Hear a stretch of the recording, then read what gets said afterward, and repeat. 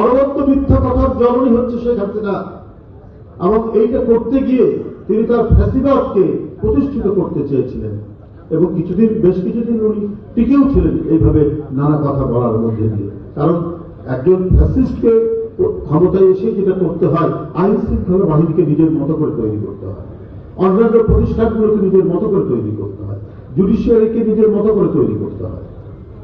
তো এই জিনিসগুলো তিনি তৈরি করেছিলেন বলে প্রায় 15-16 বছর তিনি টিকেছিলেন। কিন্তু বেগম খালেদা জিয়া এই কাজগুলো করেননি।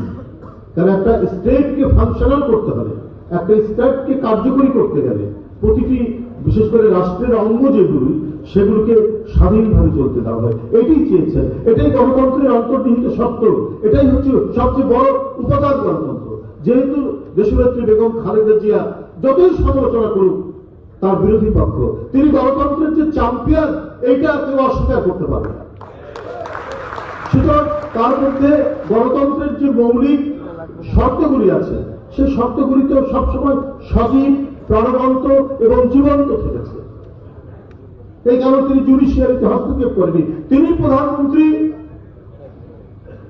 উচ্চতর আদালতের একজন বিচারক আপনার পঞ্চম সংসদে নিতে অবৈধ ঘোষণা করলেন। কই তাকে তো টেনে হিচড়ে কোন গোয়েন্দা বাহিনীর লোককে দিয়ে তিনি তাকে দেশ ছাড়া করেননি।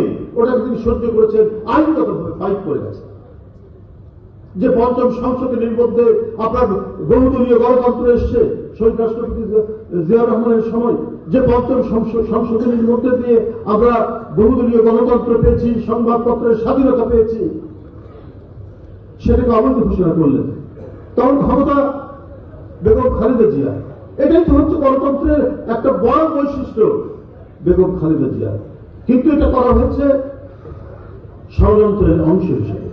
সেই লোক পরে চিফ জাস্টিস হয়েছেন, তত্ত্বাবধায়ক সরকার ব্যবস্থা বাতিল করেছেন, যে তত্ত্বাবধায়কের জন্য আগুন দিয়ে পুড়িয়ে ছাড়খাড় করেছিল বাংলাদেশ শেখ হাসিনা, সেই তত্ত্বাবধায়ক সরকার তাদের নিজেদের স্বার্থে বাতিল করেছিল সেই প্রধান বিচারপতি, এবং তাকে পুরস্কার হিসেবে আবার তাকে আইন কমিশনের চেয়ারম্যান করা হয়েছে।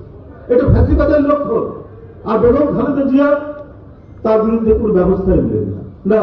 বিচার বিভাগ স্বাধীন, ঠিক আছে, আমরা আইনি লড়াই করব। আমাকে কিছু বিএনপির বুদ্ধিজীবী খুব ক্ষোভ প্রকাশ করে বলছিলেন যে শিল্পকলা একাডেমির দ্বিতীয় সময় একজন ছিলেন, ওই নাম করা সাংস্কৃতিক ব্যক্তিত্ব, কিন্তু একটু আওয়ামী মনা। তো তারা বেগম খালেদা জিয়াকে বলেছেন যে একটা আওয়ামী মনা লোক শিল্পকলার ডিজি। তো ম্যাডাম বলেছেন যে দেখুন, আমি প্রধানমন্ত্রী, এই দেশে কি আর অন্য কোনো আদর্শের মানুষ কেউ কোনো চাকরি করতে পারবে না? তো তারা খুব ক্ষুব্ধ হয়ে চলে এসেছিলেন যে আমরা সব বিএনপির লোক, আমাদের এত ভবিষ্যৎ ঠিক আছে, কিন্তু কেন এটা? কিন্তু আমি এই কথা সাইড দিয়ে শুনছিলাম, আমি কিন্তু গর্ববোধ করেছি যে এটাই হচ্ছে একটা ডেমোক্রেটিক লিডারশিপ। কিসিঞ্জার ছিলেন ডেমোক্রেটিক পার্টির পলিটিক্যাল প্রেসিডেন্টের সহকারী, কিন্তু তার যোগ্যতা প্রতিভা খেয়াল করেছিলেন নিক্সন, রিপাবলিকান পার্টি।